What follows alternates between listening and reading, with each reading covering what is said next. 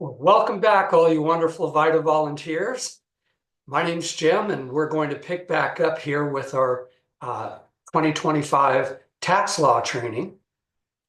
In the last session, we went over dependents and we started discussing income and the simple kinds of income like from wages and interest and dividends.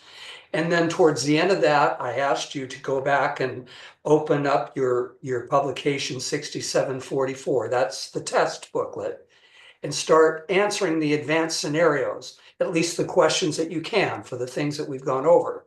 So today I'm going to begin with a review of those questions and also the other scenarios, scenario 7, 8, and 9, where you had to create a tax return. I asked you to start the return in practice lab. You wouldn't be able to do much yet, but at least get a start in doing that and do what you can. So let's take a review of that, and then we'll jump back into our lecture and continue talking about income and specifically retirement income, which can get a little bit complex for doing this. So let me share my screen, and I will share the test booklet right here. So you should be able to see, this is the publication 6744. I'll show you the cover page just to make sure you know where we are here. Remember, this is the test booklet here. And then we go down to page 75. That's where we're going to start the advanced scenarios. So here's what it tells you. It says under the directions here, it says the first 6 scenarios do not require a tax return. So let's start with those. We're going to read the interview notes and then try to answer the questions. Now, we have not covered all the material in this, so I'm just asking you to be doing this test as we go along. As you learn the things, start to answer the questions here. So advanced scenario 1 is Sharon Smith, and it says Sharon's husband Daniel moved out of their home in February of 2022. Sharon has had no contact with him since he moved out. They are not legally separated. So now when you read this fact, you know, hey, they're probably talking about filing status. And well, let's keep going. Let's see. It says that she's got one child, Lee of age 10. She will claim Lee as a dependent on her return. Sharon's 31. She earned $44,500 in wages, a little bit of interest. Oh, and she had lottery winnings of 2,000. So I bet they're probably going to ask you something about income and that. Then it says she paid all the costs of keeping up the home and she provided over the half of the support for Lee. Again, those are little clues that really relate back to filing status and dependence, which is what we covered in the last couple sessions. So when it says they're both US citizens and have social security numbers. So where are you going to find? So the first thing, I'd ask you, does she qualify for head of household status?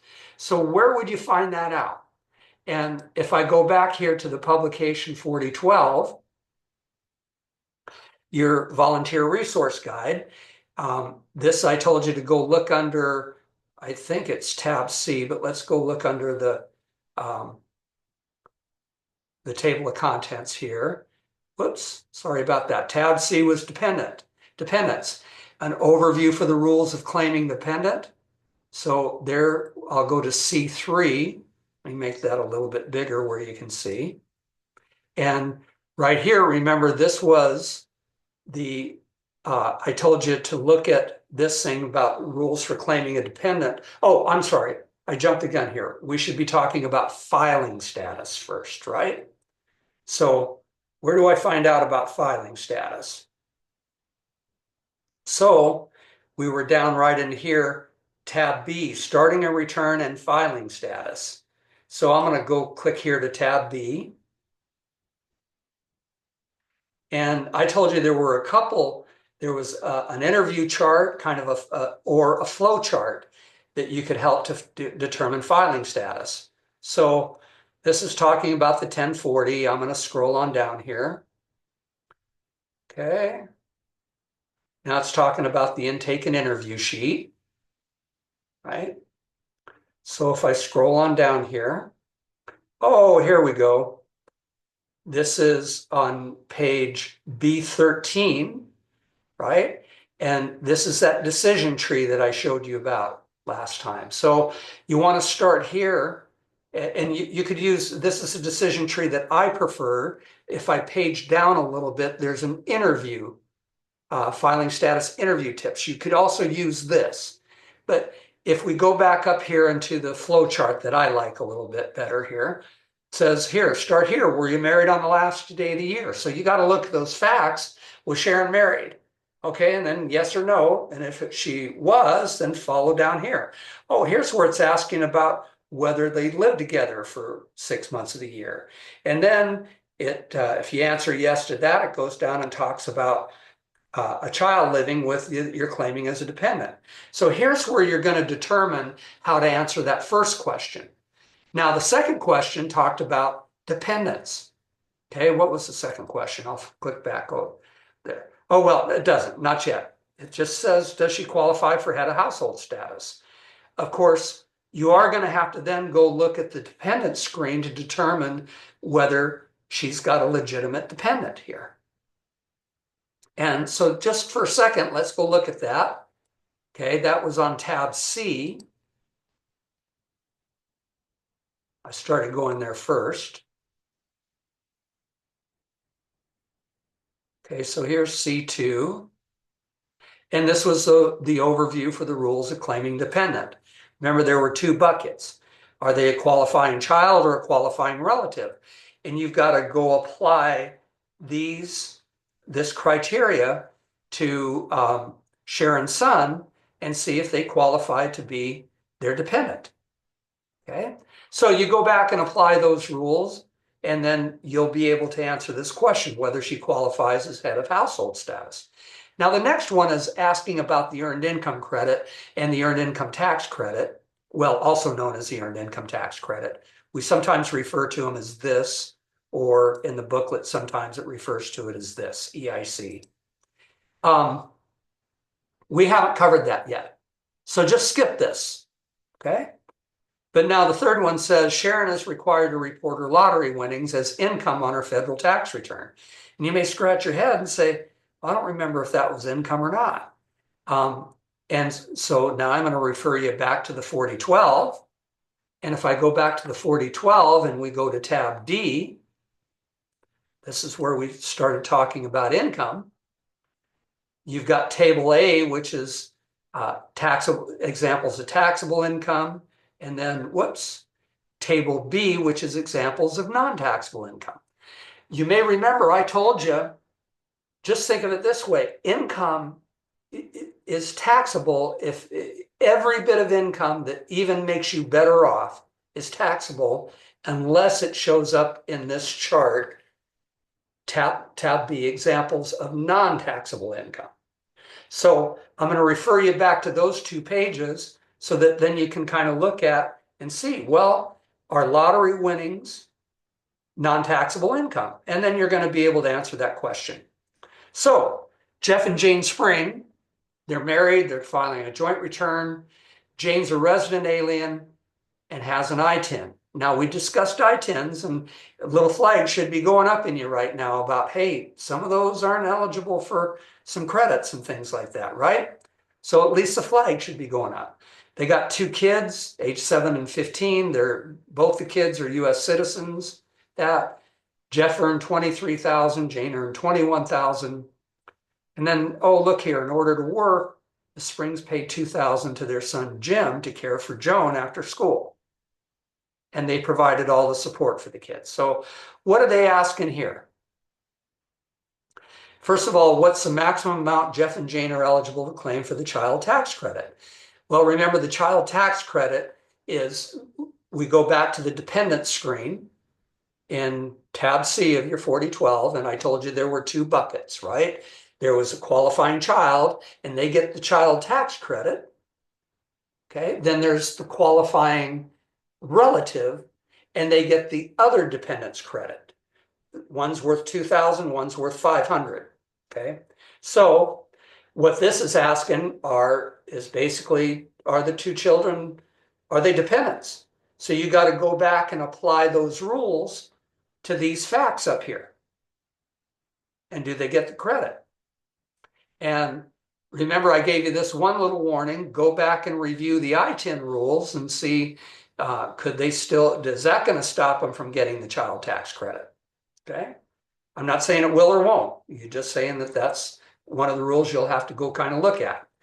And then now I'd ask you about the child and dependent care credit, and we haven't covered that yet. So just ignore this question for now. So scenario 3 says here we got Mary, single, 58 years old. She's got $51,000 of income, and she enrolled in a high deductible health plan with self-only coverage. And you're probably saying, huh? And yeah, we haven't covered that because now it's going to talk about her contributing to a health savings account. And we haven't covered that. We'll cover that in the next section. Okay. Then it says that she's got 1,150 with code W. Again, you're probably saying, huh? And we have not covered. All of these are about HSA accounts, and the questions are about HSA accounts. So we're going to ignore this scenario for now until after the next session, after we cover health savings accounts. Then you can go back and answer those questions. So Cheryl Brown, she's 62, single, owns a home, provided all the costs of keeping up the home for the entire year. And her only income was $48,000 from W-2 wages. Then it says Cindy and her daughter, Carrie, live with Cindy's mother, Cheryl. This starts to get confusing. And I will warn you, this is one of the harder questions on this exam. Okay. I sometimes, when I see this, and this question's been around a couple of years, right? I like to think of grandma, Cheryl, mom, Cindy, and granddaughter, Carrie, so that I kind of keep them all straight, right? So now it says, so mom and daughter have lived with Cindy's mother, Cheryl, since Cindy separated from her spouse in April of 2023. Now we go back to, so it looks like we got to figure out who's the dependent, who gets to claim the dependent here. And, one of those factors is, hey, have you lived apart from your spouse more than 6 months, right? Then it says Cindy. Okay, who's Cindy? Oh, Cindy's the mom. She had income of $24,000. And then Cindy provided over half of her own support. Why does that matter? Remember, because, okay, so you got grandma, mom, and granddaughter. Maybe mom could claim both of them. But then you got to go look at the rules for qualifying relative. And one of those factors had to do with income. So go look at those rules so you can kind of determine that. Okay, then it says Carrie. Who's Carrie? Let's see. Carrie's the granddaughter, did not provide more than half of her support. Okay. Cindy won't file a joint return with her spouse. And then it says all individuals living in the household are citizens. Okay. So now it says for purposes of determining dependency, Carrie, and I'm going to give you a little hint here, could be the qualifying child of. Doesn't matter. What you have to now go look at are all of those things. We'll go look here in publication 4012. I'm going to go back up to C, which was dependence, right? And here's the dependence. And remember, I warned you about here. Here's the general rules for being a qualified child or qualified dependent.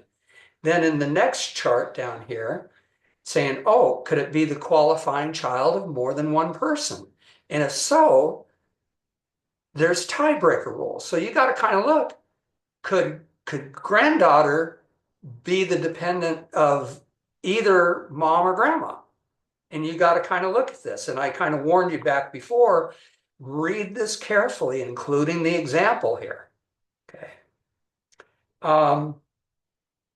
There was this table 1, which are kind of rules or probes you could ask that's for all dependents, right?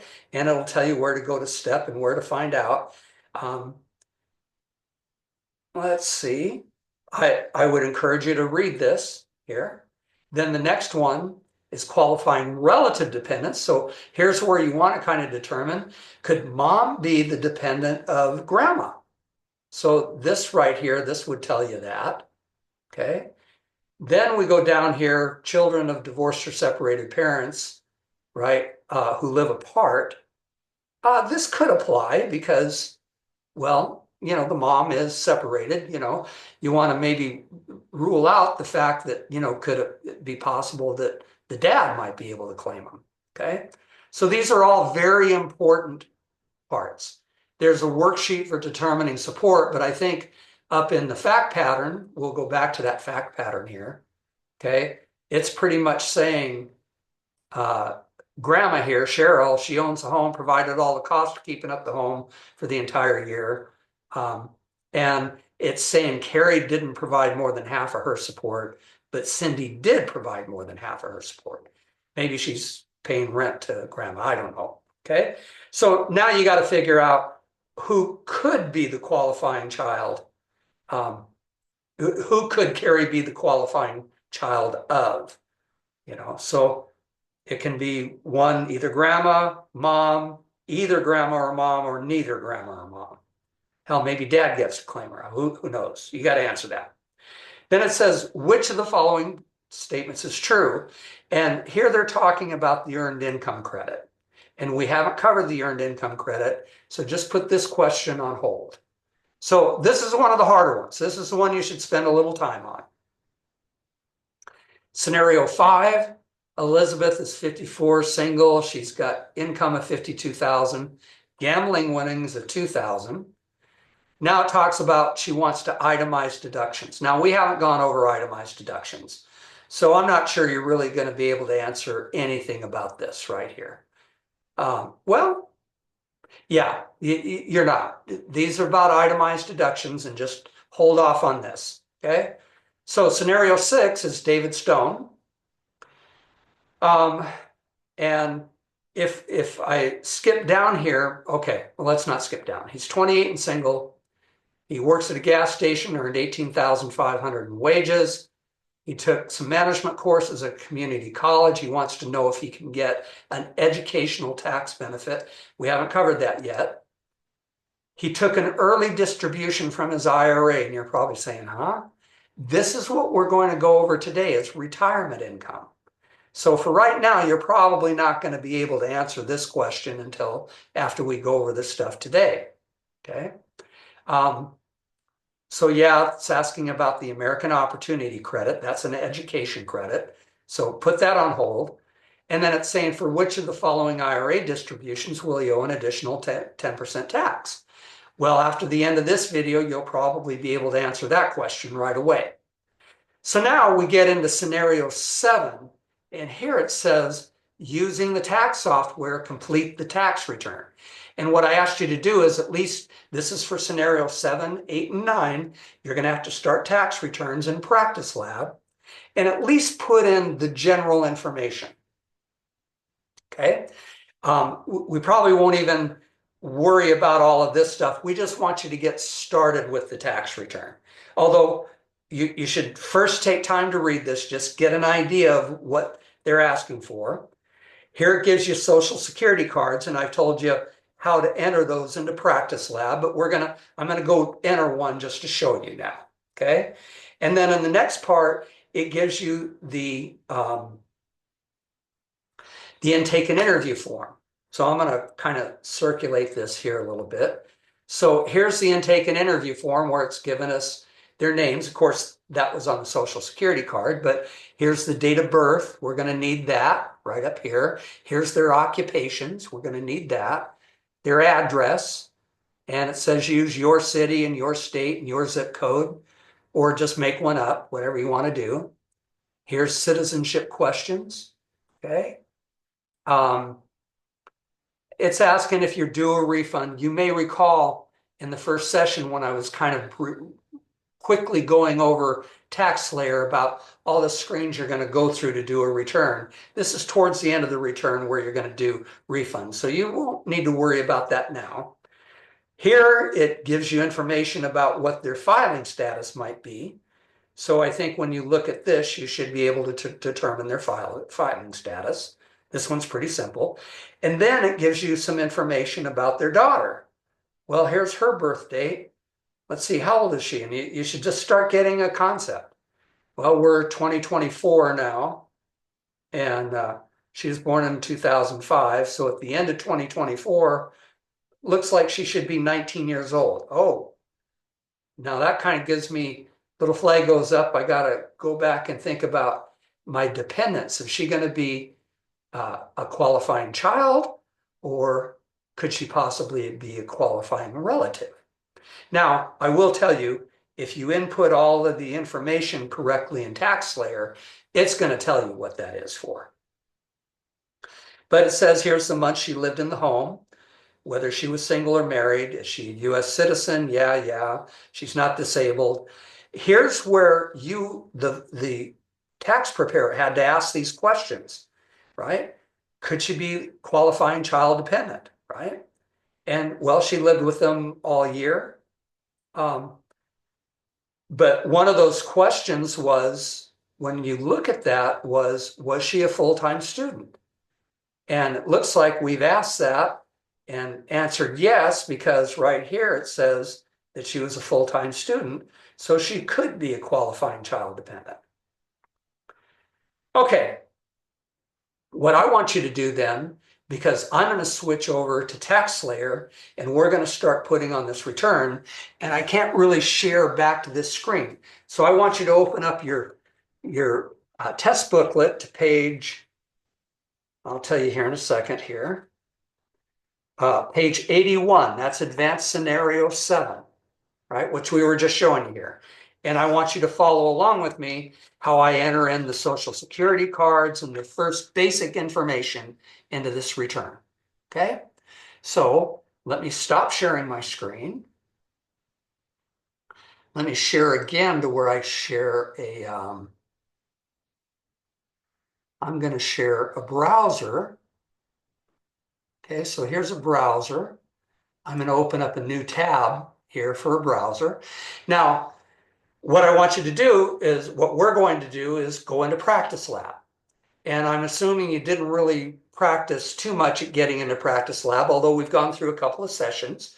But just, I suggested you bookmark it, but I'm going to assume that you haven't do that. So I'm going to go, I'm sorry, I'm going to type in linklearncertification.com.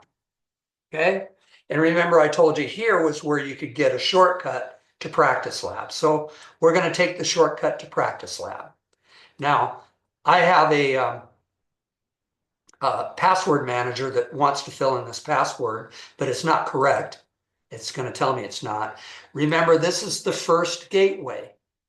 And I told you to write this down because it doesn't really appear anywhere else, that this first gateway to get into Practice Lab, the password is Train Pro Web, all one word, all capital letters. So TrainProweb.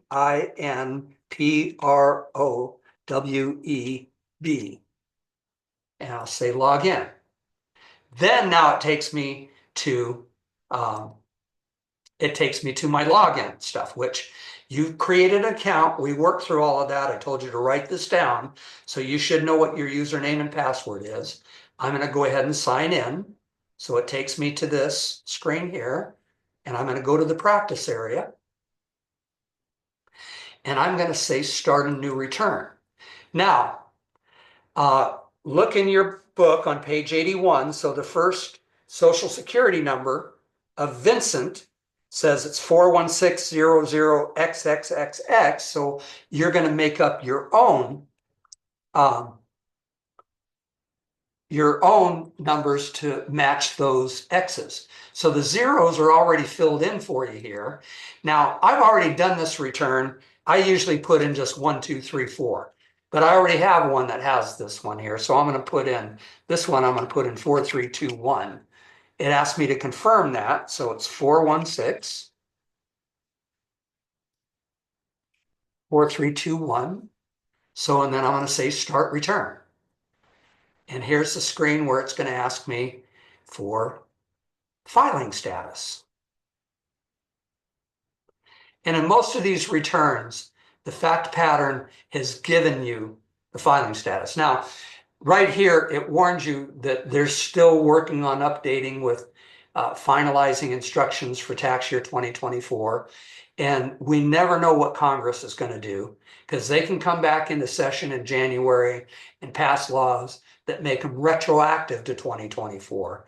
So just always be aware and keep up to date on that stuff. And your site coordinator is going to help you stay up to date too with that stuff. Okay. So now it already told us that Vincent and Faith, they were married filing jointly. So I don't really have to go work too hard at that one.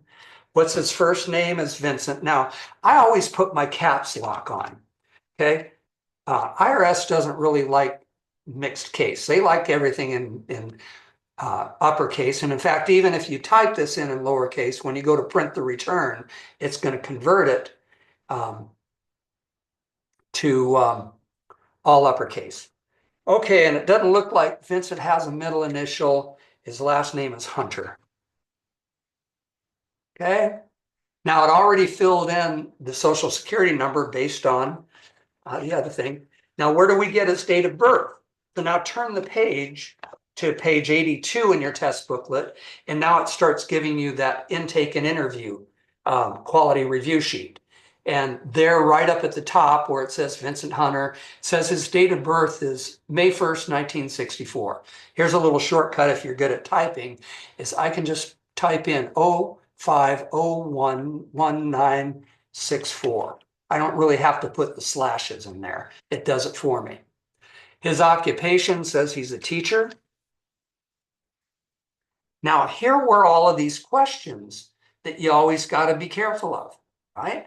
And in fact, I had told you earlier that I've been doing returns for 30 years and hardly anyone ever likes to contribute $3 to presidential fund. But if I look on this intake and interview form, they say yes. So right here, taxpayer wishes to contribute $3 to the presidential election fund. So I'm going to select that. Later on, when you get to putting in the dependent, right?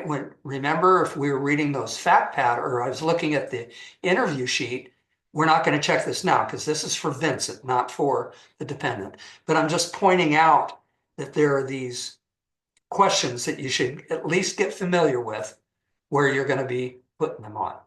Okay, so now here it's going to say for the spouse, his first name was Faith. No middle initial there. You want this to match the social security card though, okay? And it fills in her last name, but sometimes the names aren't the same, especially these days. But so you could overtype this if you wanted. Now, what's her social security number? It says 41700.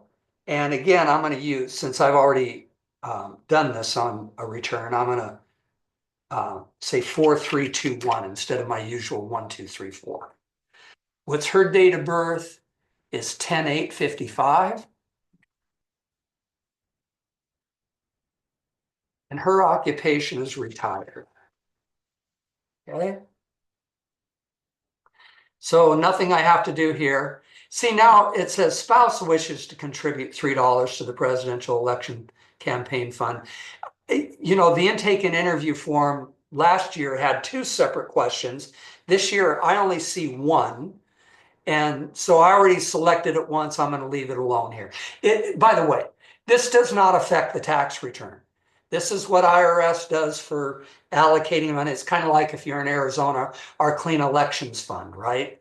You know, it doesn't reduce his or her tax, or increase his or her tax anyway whatsoever. So now I scroll on down. It's going to ask me for the address, 1234 Charity Avenue.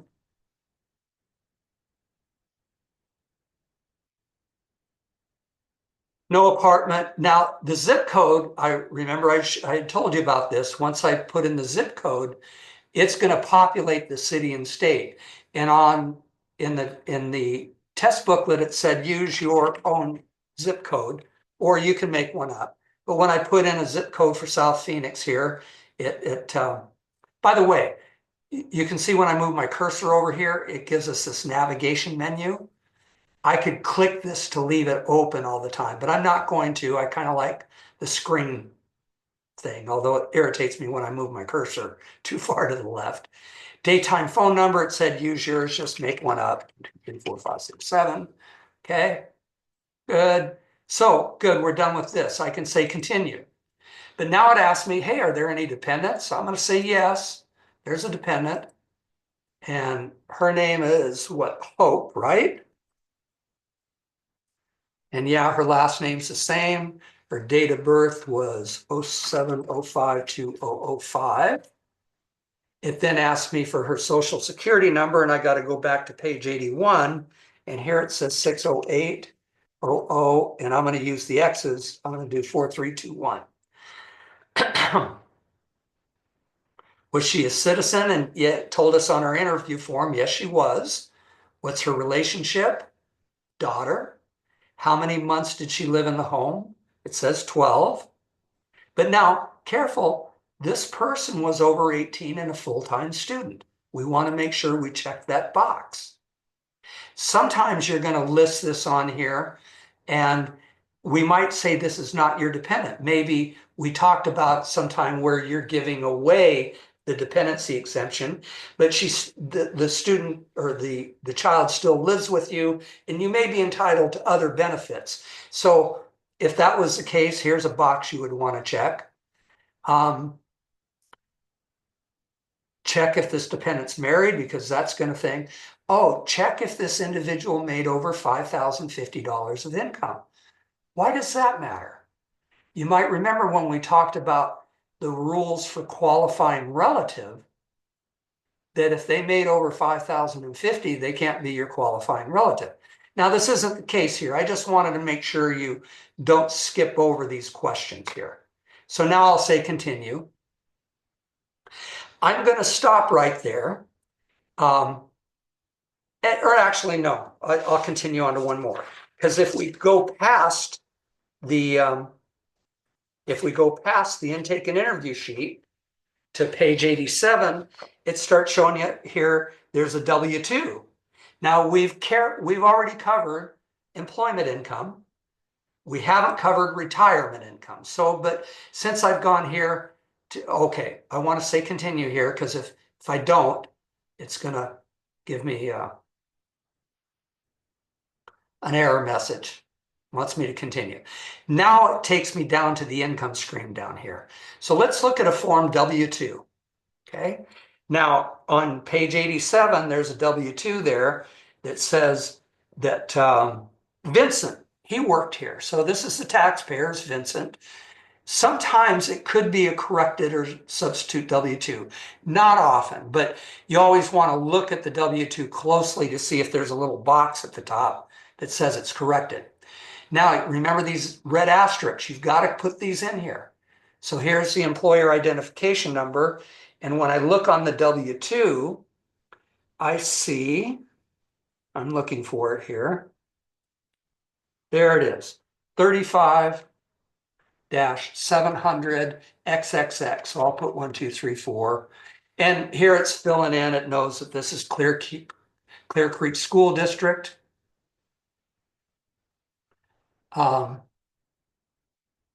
Creek School District, United States, Harvard Street. Actually, yeah, good. Everything's good there. Address is good. We've got, see, now it populated all of his information here. So that's good. But usually you want to check and make sure that that's correct. Okay.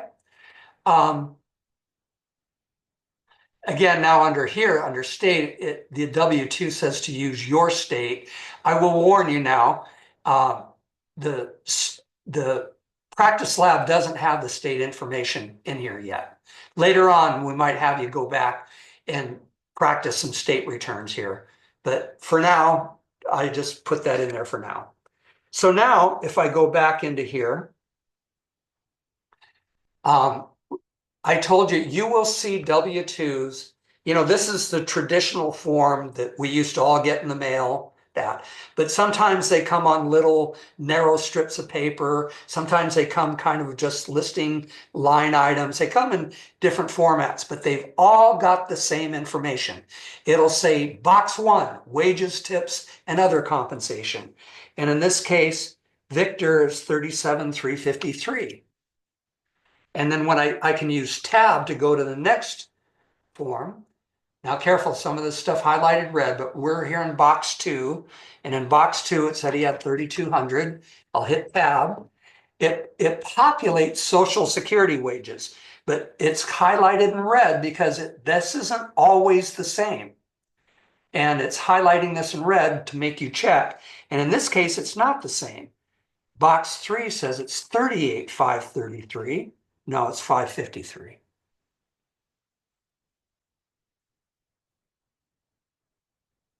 No, sorry. 38,353. See, everybody makes mistakes on these. This is why we do quality review, to make sure it's right. Now it calculates the Social Security tax, and that matches what was in box 4. It doesn't, sometimes it can be off cents. You could always round up to the dollar. It doesn't matter, okay? Or round down. If it's 50 cents or more, you round up. If it's less than 50 cents, you round down, okay? In this case, I'll just leave it the same. Again, now Medicare wages is not 37,353, it's 38,353. And it calculated the same thing that form has. Now we scroll on down. Now remember, I told you, if you see it, key it. So there's some stuff in box 12A. It says, here's 12A, and it says select the number. So it says it's code D. Now, if you're wondering what code D is, you can go to your 4012 under tab D, under the income. There's a page in there that will give you all the codes. Or if you've got the form in front of you, you can turn it over, get out your magnifying glass because it's in really small print, but it'll tell you what code D is. I think that's contributions to a retirement account. But it says then the amount is $1,000. Then box 13, there is a box, the retirement plan is checked. Again, if you key it, see it, just check all of those boxes. Then it goes down into, there's nothing else in none of the rest of the boxes till we get down to the state. I'll select the state of Arizona. Even though there's not an asterisk here, I can promise you it requires this. So I'm going to just use the employer identification number. It populated wages, which is the same. Now we're going to put in state income tax of $500. There is no local or anything else. So we're done with this. Now, two tricks here. Sometimes our clients come in, they've worked 5 different jobs. They got 5 W-2s. So we could click here, save and enter another. But right now I'm just going to say continue. And if then they turn up with another one and you forgot, you could always go right up here and add one. So that's what we've done there. Now we haven't covered Social Security or cancel it. Actually, we did talk about cancellation of debt. That's on page 88. And so since we're here and we've talked about cancellation of debt, where would you go find that? I'm going to go back up here. Here's where I'm going to use this screen. Now I'm going to go back to the income screen. And it's going to show me all the different types of income here. I'm kind of looking for something that says cancellation of debt. Okay, well, way down here where it says other income, K1 earnings, gambling winnings. Okay, here's cancellation of debt. I'll click on begin. And let's see, where would I find that here? Cancellation of debt. Okay. See, even I forget where it is here. I think it's going to be here under other income not reported elsewhere because I don't see, oh no, here we are, 1099-C. See, that's the form that's in your test booklet, cancellation of debt. So I'll click on here, begin. Here we're going to begin form 1099-C. Who's the taxpayer? Who's the creditor? Was new bank. What's their federal ID number? That's up on there. It says 31 700 1 2 3 4. Amount of debt canceled was, that was up in box 2, $850. Okay, we're done with that. So now I'd like you to go through 8 and 9, scenarios 8 and 9, and do the same thing, just up to what you've done, what you know how to do so far.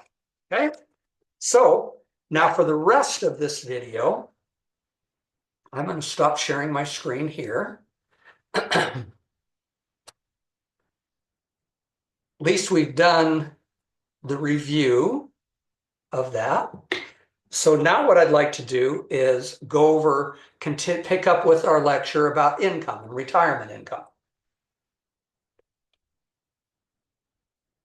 So let me share my screen to the PowerPoint.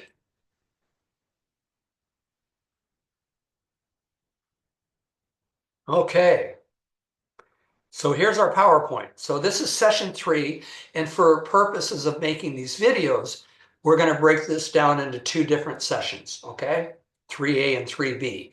So we just kind of went over the homework review here. Now we're going to talk about retirement income and then some of the specifics for Arizona retirement income. Then when we pick up in the next video, we'll talk about capital gains and other types of income. Then we'll talk about adjustments to income, and we'll give you some more homework to do. So this is going to be talking about retirement income. And retirement income, well, as you know, when you retire, you hope you're going to have some income. Well, you should have some. Some gets reported on a 1099-R. That's for pensions and annuities. Some, or IRAs, could be reported on that too. Individual retirement arrangements. We're going to talk a lot about these in a minute. Or usually once you turn 62, you can start collecting Social Security. And that'll be under an SSA 1099 that the taxpayer will bring in. There are special, if you're a retiree from the railroad, you get a different, it's called an RRB 1099-R. In my 30 years, I've never seen one, okay? And so we're not really going to talk about that. Sometimes you get a 1099-R from civil service and you're getting annuities. Now, in my experience, it hasn't been a different 1099-R. They seem to start just reporting it on here, and you've got to pick out or not whether that was a civil service annuity. Okay, and we'll talk a little bit there. And then there's also this survivor's annuity, which again, most of what I see, they get reported on a 1099-R.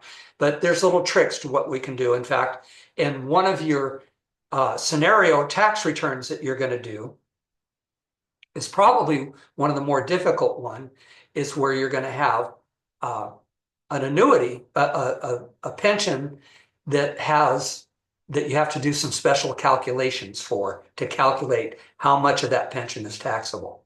Okay, so here's the TaxSlayer screen. Remember, we were just there looking at this thing, and there's a screen here that says 1099-R, RRB, SSA. And if you read this, distributions from pensions, annuities, retirement, IRAs, Social Security.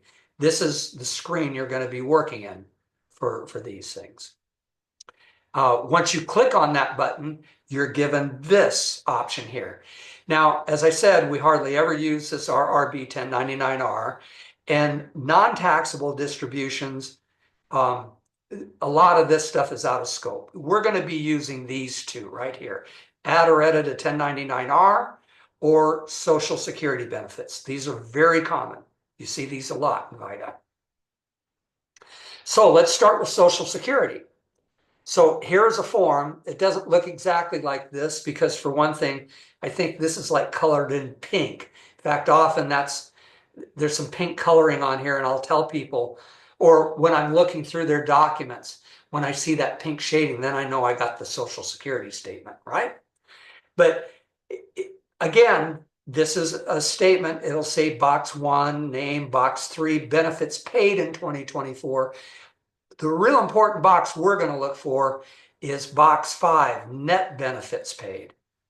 Over here, they give a calculation.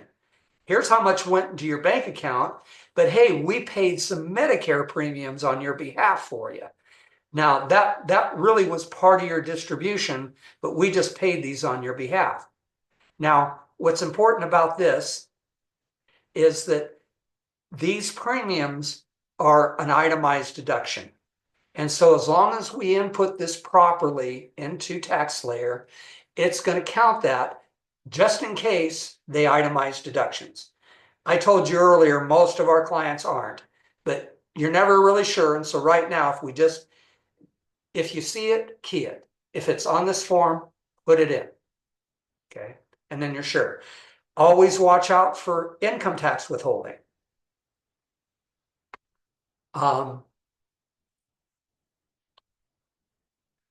Okay, so let's go down here. Now, here's the actual TaxSlayer screen where you're going to enter it. When you click on that button, here, I'll go back up 2 screens just so you see.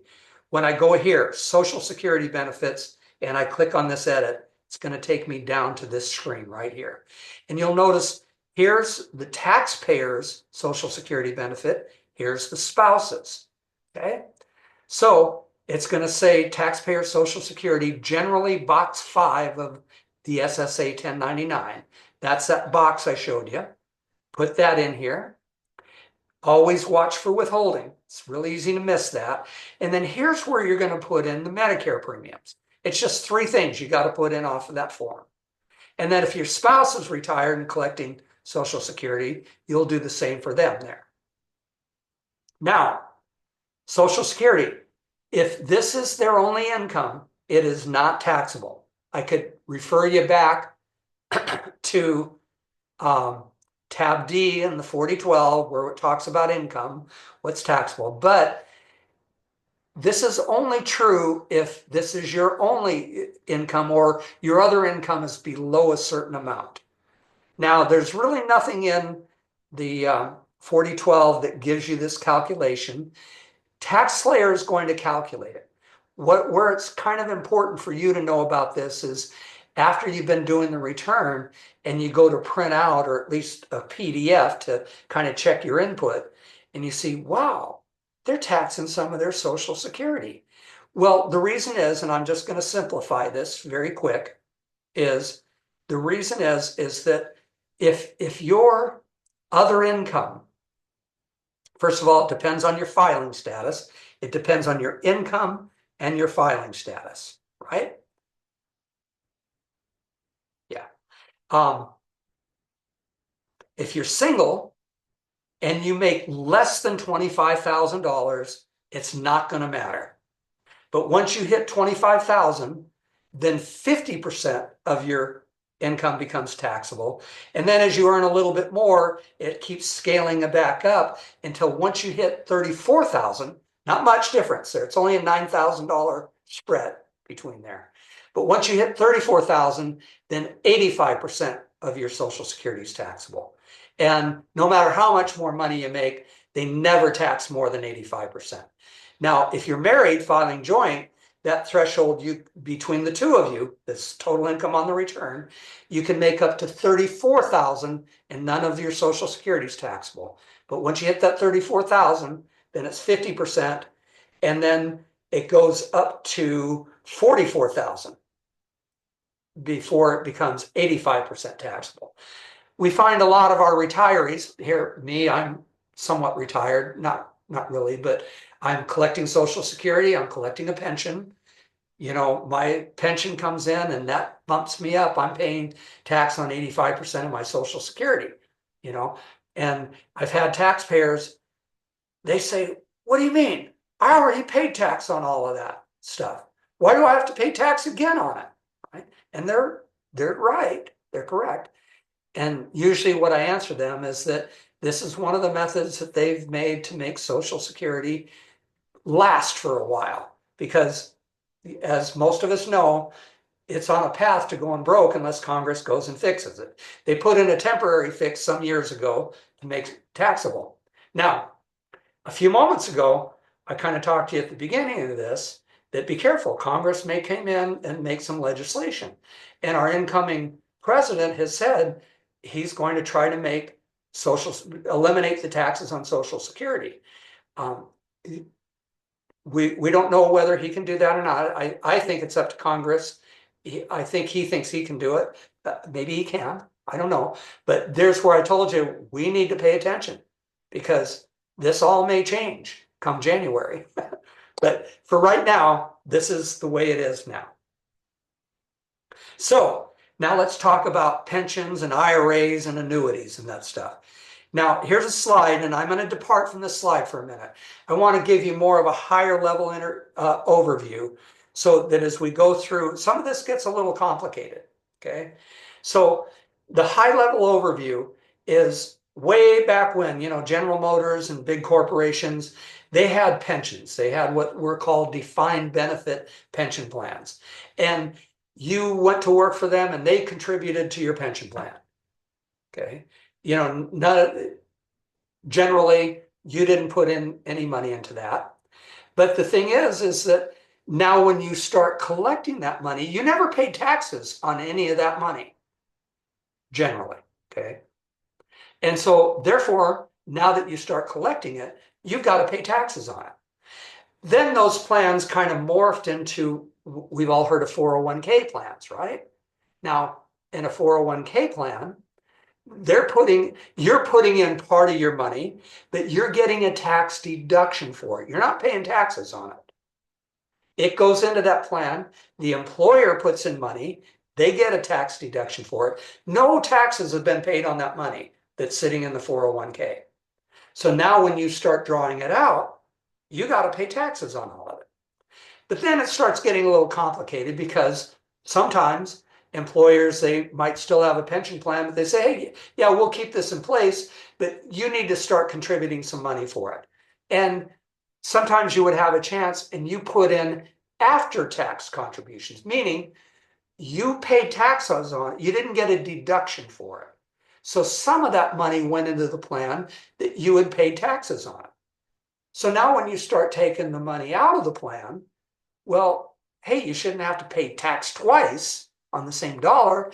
And no, you don't. The IRS has some pretty complicated formulas to where part of every distribution, you're kind of recovering that money that you already paid taxes on it. So you're not paying tax twice on it. So let's go back to the slide here. Now that you kind of have that broad overview, some of this stuff might start making a little bit more sense.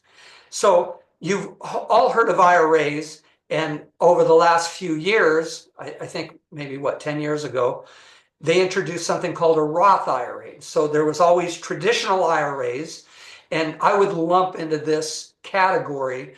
Those are traditional 401ks as well. There's 403B plans, which is the same as a 401k working in a nonprofit organization, but basically it's the same thing. Those are the same. So, but Roth IRAs were different. That Roth IRAs were saying, hey, you put in this money now and you don't get a tax deduction for it like you would for an IRA or a 401k. There, you're not paying taxes on it yet. Okay, you get a deduction for those. But now a Roth IRA, you're paying with it with after-tax dollars. You already paid tax on it. But the good deal there is they say, okay, you invest this, it's for your retirement, it grows and grows and grows, and now when you take it out, you don't have to pay tax on any of it, so long as you leave it in there long enough and you don't start taking distributions until you're 59 and a half. So now you get to take it out, even all those earnings. And the earnings can be quite substantial. If you leave it in there 20, 30 years, it can double or triple. And now all those earnings are completely tax-free. Pretty good deal. So as the slide is saying, Roth IRA distributions are generally tax-free. It says generally. And that's because the contributions were made after tax. Okay. Traditional IRA distributions are usually fully taxable because the contributions are pre-tax. But there's some rare situations to where you may have contributed some money that you had paid taxes on, and that we'll kind of talk about those in a second. What are some of the differences? Okay. Generally, If a taxpayer takes the money out before age 59 and a half, they have to pay, first of all, if it's a traditional IRA, now they got to pay taxes on it. But plus, if they're under 59 and a half, they got to pay a 10% penalty unless there's an exception. We're going to go over those exceptions in a few moments, right? Um, Additionally, if they take out money from a Roth IRA before they're 59 and a half, right? Uh, they're going to have to pay a 10% additional tax on any of the taxable part of the Roth IRA, unless an exception applies. So again, we'll go through these things in a second. Here's kind of a next couple slides kind of give you an idea where some of these overlap. Like 401k and IRA, I kind of lump them together in the same thing because even though they have different contribution limits, like a 401k, a workplace retirement plan, you can put away a lot of money into that. And if you're over age 50, you get to put away even more, what they call catch-up contributions. Now, an IRA is something, there's a lot of technical rules for it, but even, let's say you're not covered by a 401k at work, you can always set up an IRA. And sometimes, even if you are covered by a 401k, you can set up an IRA, but then there's some different rules, kind of beyond the scope of this course, but the employer knows what that is. And but let's talk about what you can contribute to an IRA. You can contribute $7,000 a year, but if you're over age 50, you get that catch-up contribution to where you can contribute an extra $1,000 a year for a total of $8,000. Where do you set up IRAs? Usually they're at investment places like Vanguard or Fidelity, but sometimes you could go to a bank as well and buy a CD and set it up as an IRA. You could do that, but it has income limits. So once you set to a certain part of an income, and again, it depends on whether you're covered by an employment, a plan at work or not, then the income limits are different. That gets a little complicated. There's ways to find that out. But what about a Roth IRA? So I kind of already described this, but it doesn't hurt to go over it again. The money you put into the traditional plan is not taxed. It's pre-tax money or tax deferred money. So you pay taxes on all the money that you take out during retirement, meaning total, all the money you went in plus all the earnings that it was invested in, you pay tax on every dollar coming out. Whereas a Roth one, and now they've even expanded Roths to where at work plans, you could have a 401k Roth and a 401k regular, or 403b. Sometimes it depends on the employer. They have to sponsor that. But you can be putting money in a workplace Roth contribution that behaves the same way I've kind of described before. This is a big deal and another big advantage of a Roth IRA or a Roth 401k. If it's a traditional IRA or 401k, you have to start taking money out of it when you're 73. Now, for some of you youngsters like there, you can say, yeah, man, I want to start taking that out when I'm 59 and a half. But trust me, when you start getting up there and you've accumulated the money and you've done other things, sometimes that's money you want to pass on to the kids. You don't really need it. You know, you're getting Social Security, you're getting a pension. So we find a lot of folks, they're kind of disappointed when they have to take, it's called required minimum distributions. And the rules just recently changed in the last couple of years. So we're now up to where once you turn 73, you have to start taking money out of that retirement account. Now, if it's a Roth account, either a Roth 401k or a regular Roth IRA, there is no required minimum distribution. One more big advantage of a Roth account. So what happens if you take money before you're 59 and a half? That's called a premature distribution. And those are subject to an additional tax of 10%. you look at the distribution codes in box 7 of a 1099-R, and let me see if I can show you a picture of a 1099-R first. Whoops, I thought I had one up here. Okay, it's down here a little lower. Hold on.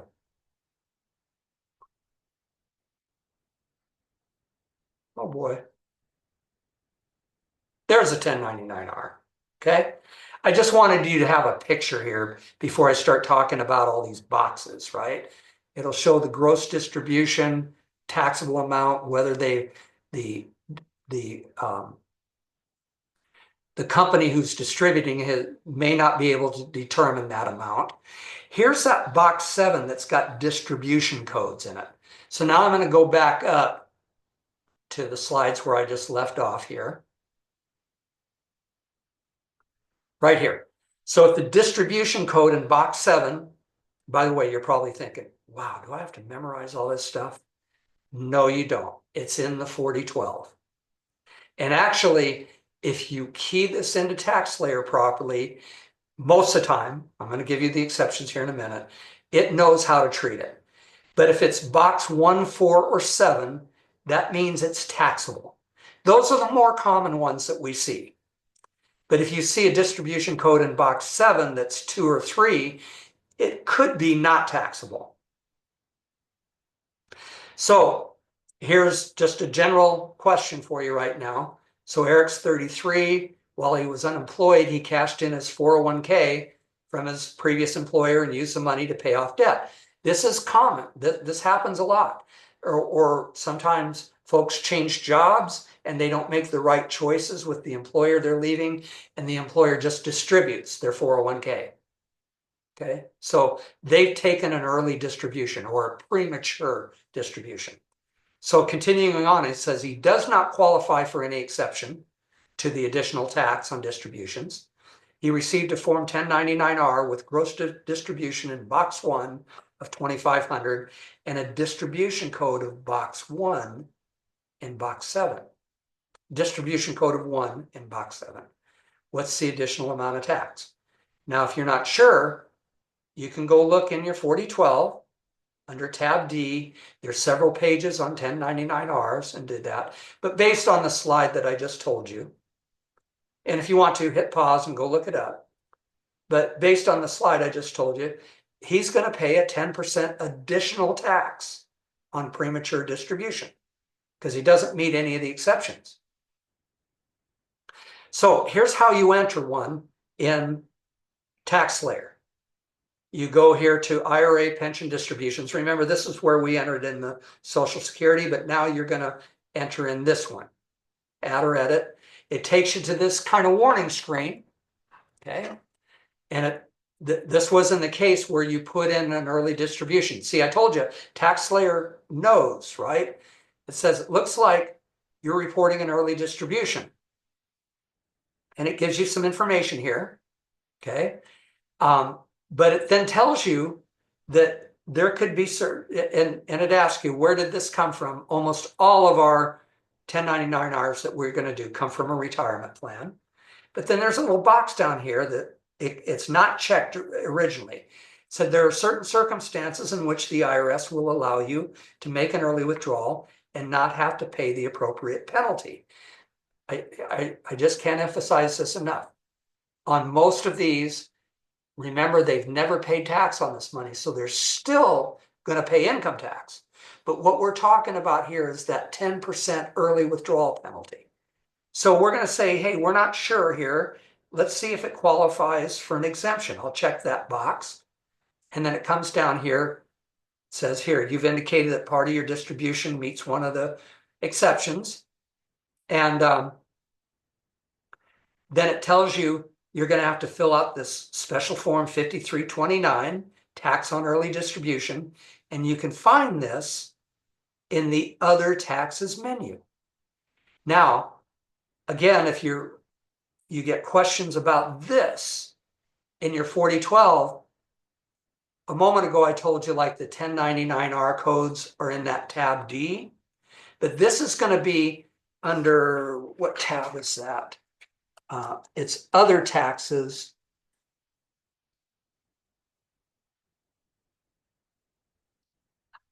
Oh, I can't find it, but it's going to be, okay. It's going to be under other taxes in your 4012. But for right now, we're going to say here, you're going to click on continue. And oh, you're going to go into the tax layer screen and you're going to find the other taxes menu. And here you're going to find that tax on early distribution. And right here, it's going to say, most of the time, the simple plans are they're very rare and they're going away. You're not going to see there, and they're subject to a higher tax. But here's the box we're going to do. Early distributions that aren't subject to a 10% tax. So you've done an interview with them. You've become familiar with the exceptions, which I'm going to show you on the next screen here. And they tell you, well, yeah, I had to take this money out so that I could pay my tuition because I went back to school to get a degree. So I took that money out and I used it all for tuition. Well, I know that one of the common exceptions to it is if you use it to pay for higher education expenses, then you don't have to pay the 10% tax. So I could put in here the amount that is not subject to the 10% tax, or careful here, because I think one of your returns that you're going to do says, well, part of it was used for higher education, but part of it was just used for paying living expenses. So you want to be sure you're only putting in the amount that applies to the exception. And then in the next box, you're going to choose which are the exceptions. And here, there's a lot of exceptions. The most common ones are if they use it for medical expenses, and then there's some other rules about that, but we'll keep it. The common ones here are higher education expenses, or if they're doing it to buy their first home. Again, in the other taxes tab of your 4012, I've got too many things in here to tell you which one it was.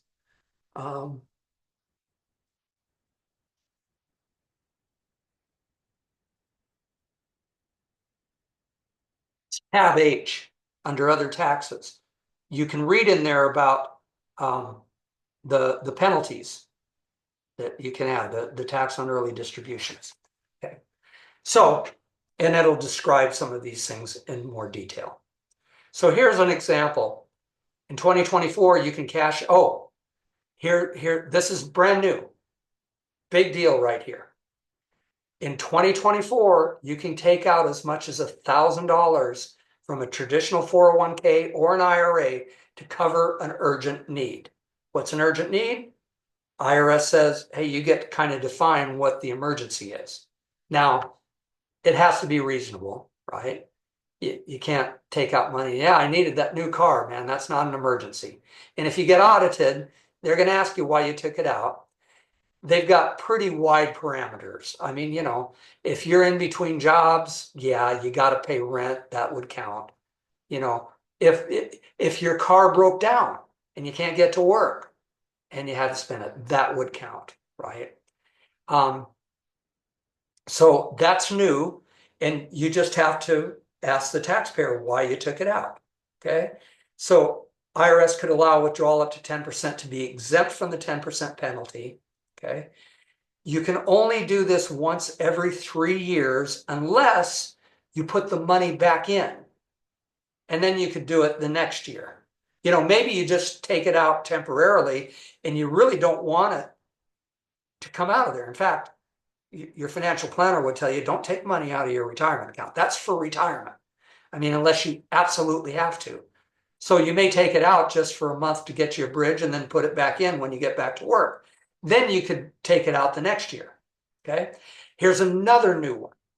If you're a survivor of domestic abuse. Now, when you're interviewing the taxpayer, this could get a little touchy, but see, when you see that they've taken money out of an account, you want to ask them, why did you take this out? And sometimes during this interview, it's kind of come out that, yeah, I left my spouse, right? I mean, but when you get down to here, you might want to just say, hey, there's this other exemption, for survivors of domestic abuse, right? And usually then they're going to tell you something about that, but that could be up to $10,000. So here we are back to that form that I told you. When you get to the tax layer screen, you're going to have the opportunity to enter in all of these things here. And then tax layer is going to probably prompt you for some additional information. Here's the tax layer screen. So first it asks you whose is this? Then this is the payor information, like Vanguard or Fidelity or whatever. You put in all of that information. Here you've got your boxes, box 1, box 2. This is important in one of the returns that you're going to do. It doesn't have a taxable amount, and it has here that the taxable amount's not determined. Okay. Now, often sometimes you will see something down here in 9B, total employee contributions. What does that mean? Well, that means that's the money the employee put in after taxes into this plan. And therefore, that should be a big clue. Hey, wait a minute. Not all of this distribution should be taxable. And in fact, if there's an amount here, oftentimes the payor doesn't know how to calculate the taxable amount. So there's a little link here that says, do you need to calculate your taxable amount? Click here. Okay. I will show you that later because there's another tool that you can use here. But actually in this screen, it was going up. I'm going to click back up here for just a second because in this screen, it was having you put in this stuff. And it says distribution codes G. Well, geez, where do I find that? Well, I think I already told you. You can turn the form over, get your magnifying glass out, or in your 4012 in tab D, or you can look it up in the index. It'll show you 2 pages of distribution codes. And G says it was a rollover. Well, what's a rollover? Well, if you take money out of a plan and you put it into another plan within 60 days, that qualifies as a rollover and you don't have to pay tax on it. Okay. Now, generally, and most people have kind of gotten into the habit of it, they do what's called a trustee to trustee rollover. And when they do that, you have, like, say they're leaving their retirement, they're leaving their work, and they tell their employer, I want you to transfer this over to Vanguard or Fidelity or Charles Schwab or some other place, right? And this is going to be called a direct trustee to trustee transfer.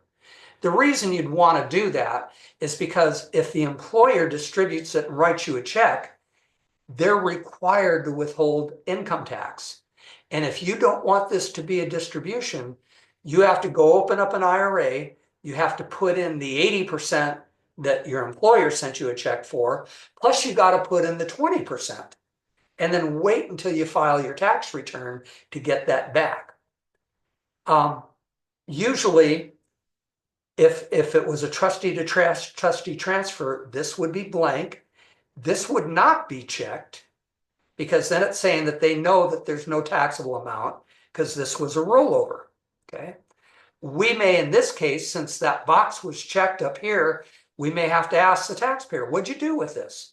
Did you roll it over to another pension plan? Oh yeah, rolled over the whole thing. So then we can check this little box here that says the whole thing was rolled over. Or they may say, well, yeah, they only sent me a check for 80% of it, so I rolled over that amount, but we would put in whatever, subtract 20% and put in that amount here.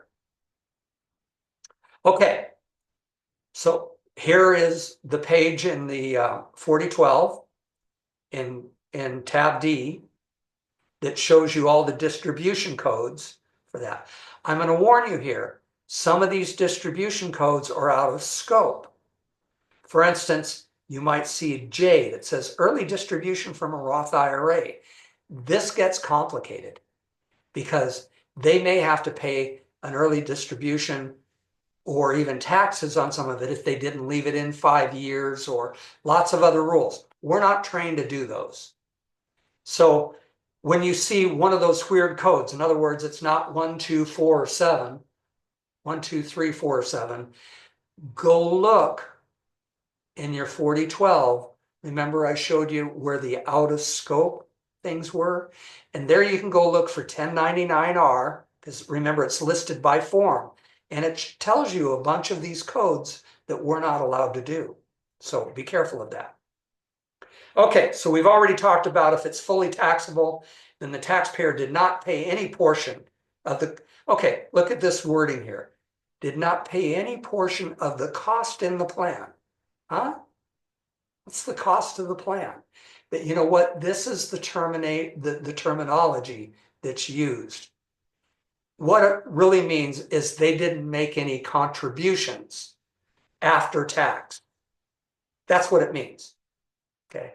And remember, I showed you on the 1099R, that box 9B where it says employee contributions. That's the cost of the plan. When you get to doing your tax returns in practice lab for the exam, one of these scenarios has you have to go calculate the taxable portion, and it's going to say what was the cost of the plan. I think TaxSlayer has that in there too. Well, that means that's their employee contributions. That's what they put into the plan. That's what it means. Partially taxpayers is when they've contributed. Partially taxable is when they've contributed after tax contributions, remember, to the cost of the plan, so that now only the earnings portion of the distribution is included in taxable income. In other words, they get to recover some of the money that they put into the plan. But IRS doesn't let them take all of that recovery in the first year or two of distributions. No, they got to spread it out over their age. So that's why this becomes complicated. But we've got tools to help us figure that out. Okay, one other thing here is that if you're getting disability income, if it's before your retirement age, it gets reported as wages on a W-2. That can be a good thing because then it could qualify you for like the earned income credit or something. But once you hit retirement age, then it gets reported on a 1099-R. So again, I kind of was explaining this box 2A. Now, a lot of times, especially if you've been with just one investment company, you bought an annuity. Annuities are another one that we see in these. What's an annuity, you might ask? An annuity is where you take a bunch of money, you give it to an insurance company, and sometimes they call them deferred annuities. Maybe you gave them this money when you were 30, they kept it and they say, okay, now that you're 65 in retirement, we're going to give you lifetime income for this. Okay. Now, part of that, you paid money, usually you don't get a tax deduction for those. So now you get to recover part of every distribution over your lifespan for that. If the retirement plan was always set up with one company or entity, maybe you just kept it with your employer at work. Often they can calculate the taxable amount and they'll put that in here. Or if this box isn't checked and this is blank, it means none of it's taxable. It's like a Roth. Usually you would see the Roth designator there. Okay, so remember, if that box is checked, you're going to check the little box here in the TaxSlayer screen. Okay. Now, what if there is something in 9B, box 9B of the 1099-R, where they have made contributions, after tax contributions to a plan, and we got to figure out, well, how much is the taxable amount? Well, IRS says that we can use the simplified method to do that. But what's required is we need the gross distribution amount. That's in box 1 of the 1099-R. We need to know the cost in plan. Remember, that's the total contributions the employee made after tax. That's usually in 9B. Okay. We need to know when the annuity start date started. And we can sometimes find that in last year's return, or we just got to drag it out of them. or by the end of this, I'm going to show you a good way that we'll always know. We have to know whether it's a single life or multiple life. In other words, it's called a joint or joint survivor annuity. Okay. I retired from Arizona State Retirement System. Okay. I taught at Scottsdale Community College for 20 years. Okay. I collect a pension. When I started collecting that, I had a choice. I can say, hey, look, if I die before my wife, I want her to continue getting payments. And so they said, okay, you can add her on that, but we're going to reduce your monthly amount to make sure we cover both of your lives. And I said, okay, good deal. That's called a joint survivor annuity. And in your tax returns for the test, one of this problem, they say that was they elected a joint survivor annuity. Then you've got to know the age, the annuitants, that's the person who retired. We got to know their age on the date the annuity began. If you elected a joint survivor annuity, you got to know the spouse's age on the date the annuity began. So that gets complicated. When we're putting this in, you got to think, okay, when did they start? And was their birthday before or after the start date? So sometimes you got to get all your fingers and toes out to calculate the ages correctly. Then you've got to know the amounts previously recovered. What does that mean? Remember I told you, you're recovering part of those after-tax contributions a little at a time. So if you've been doing this for 5 years, you've got 5 years of recovery that you've done.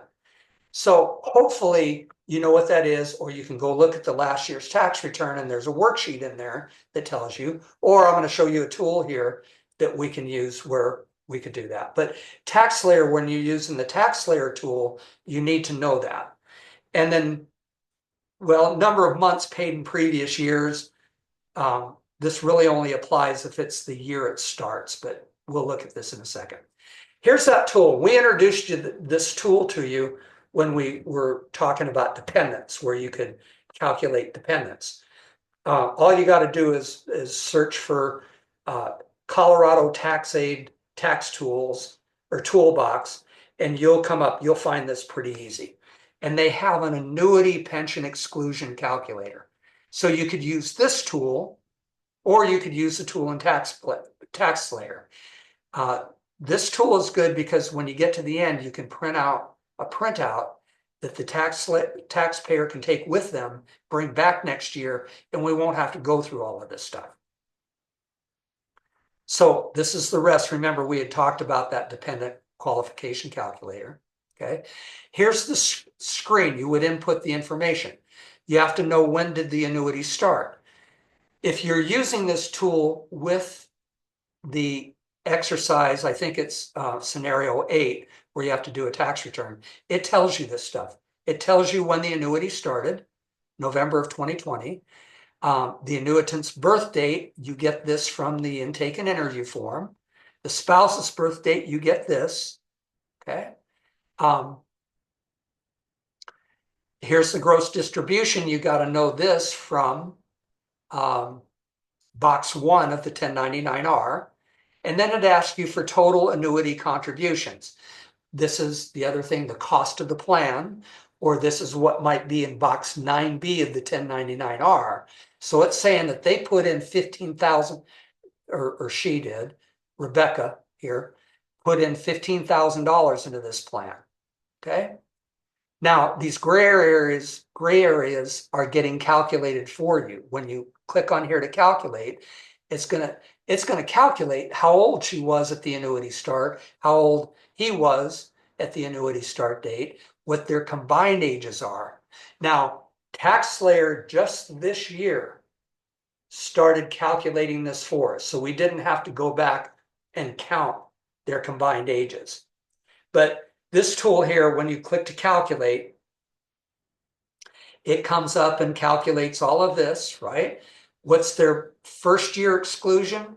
Was $97, because they only got the pension payments for 2 years. Remember, it started, or two months. It started in November.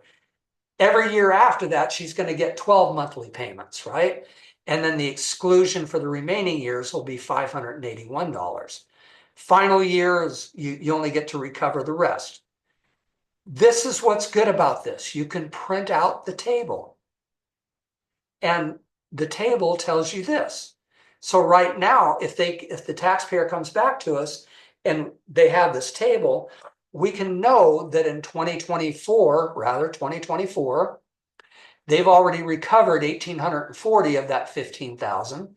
They get to exclude $581 this year. So if we look in box one and it says it's a $15,000 or I forgot, $20,000 distribution, we subtract $581 and then put in what the taxable amount is. So that's how all of this works. Now, TaxSlayer has a screen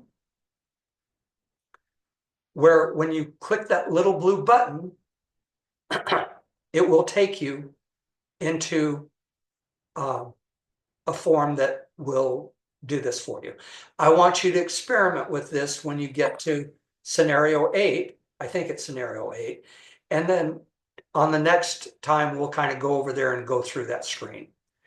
Or you could use the Colorado Tax Aid tool, and all you got to then do is put in the taxable amount, and you're done. Okay. Now, if you've done this, we recommend adding a note to the tax return and maybe even writing it on the taxpayer envelope for the next year's tax preparer so that they know all of this information. Okay, a few more minutes. Let's just talk about a few things about Arizona retirement income, and then we'll call it a day for now here. So on Arizona, they say that you can exclude, or in Arizona's terminology, they call it a subtraction. You get to subtract from your gross income $2,500 for a qualifying for a state. My next slide will tell you which pensions qualify for that. And this applies to either spouse on the return who's got a qualifying pension. If for some reason the amount of the pension is less than $2,500, you don't get to take off $2,500. You only get to take off the lesser of the two amounts. Here are the types of pensions that you can exclude. A U.S. government retirement, those are usually reported on forms that come from the OPM, Office of Pension Management. I can't remember what it is. It says that. It's a government pension. Or I told you I'm part of the Arizona State Retirement System. We call it ASRS. Those qualify. Or if you were an Arizona correction officer or public safety officer or an elected official, all of those, or a retirement plan for any school, county, city, or town in Arizona. All of those get the $2,500 subtraction. I will tell you, I've seen a lot of returns prepared at paid preparers that they're just not even really aware of this. Okay. There's another one that if you are part of the uniformed services, part of the armed services, Corps of Public Health, or NOAA, the Corps of the National Oceanic and Atmospheric Administration, 100% of that pension is not subject to state income tax. So here's where you would put in, this is the TaxSlayer screen when you get to the Arizona return. And by the way, as of this date, recording it, Arizona, the state returns are not available in TaxSlayer. It'll probably come towards the end of the year. So you may want to go back into those returns and play with the Arizona one, or whatever state you might be from watching this. Okay. And by the way, be sure if you're from another state, there can be a lot of rules for that state. You're going to have to hit the books and figure out what are the special rules in that state. You'll get this screen once you enter in a 1099-R. You're going to get this screen, so it's just kind of a reminder, that, hey, you've got this.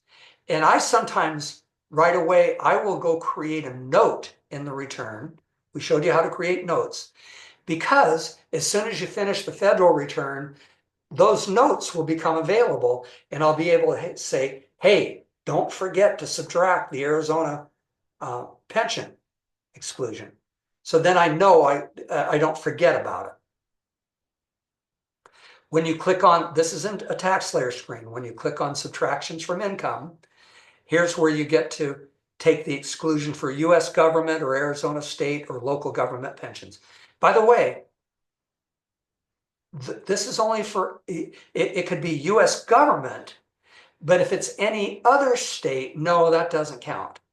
You don't get to take a 2,500 subtraction for a California retirements thing. So be careful of that too.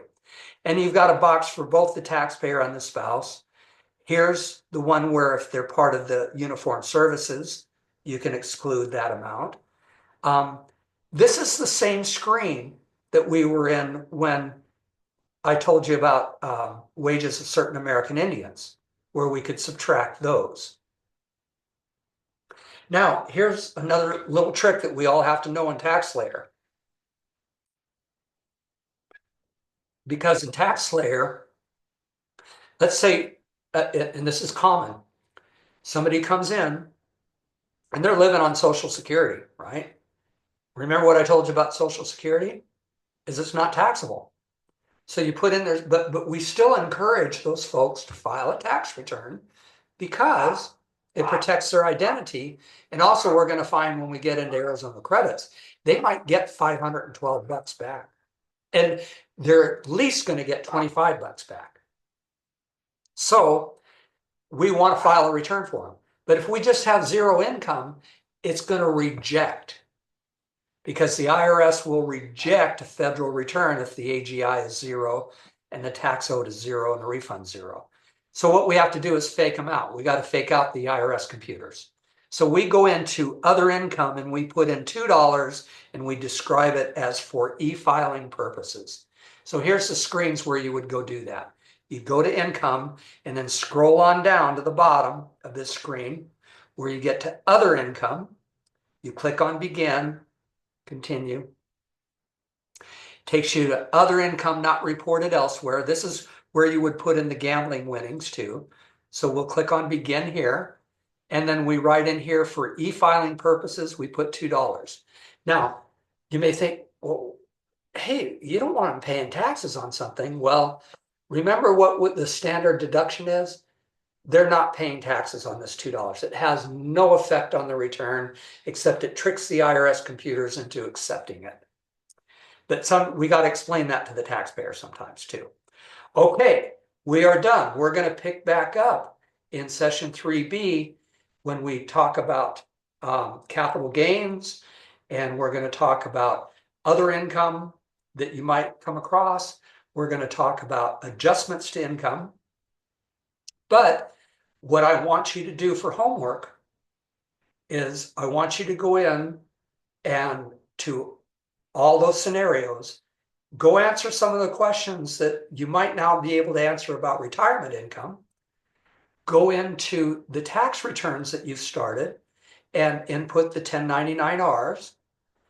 Give it a chance on the one where it says that she's got where you see on the 1099-R that there's other contributions, 9B. That means that you're going to have to use the simplified method and either go find the Colorado Tax Aid tool or go into TaxSlayer, and in that 1099-R box, right underneath box 2, says click here to use the simplified method and see if you can put in all of the amounts that are in there. Okay? See if you can do that. I'll review that with you at the beginning of next time. Okay, so that we can see that. Okay, and with that, I will see you when we pick up with session 3B. Okay, bye-bye.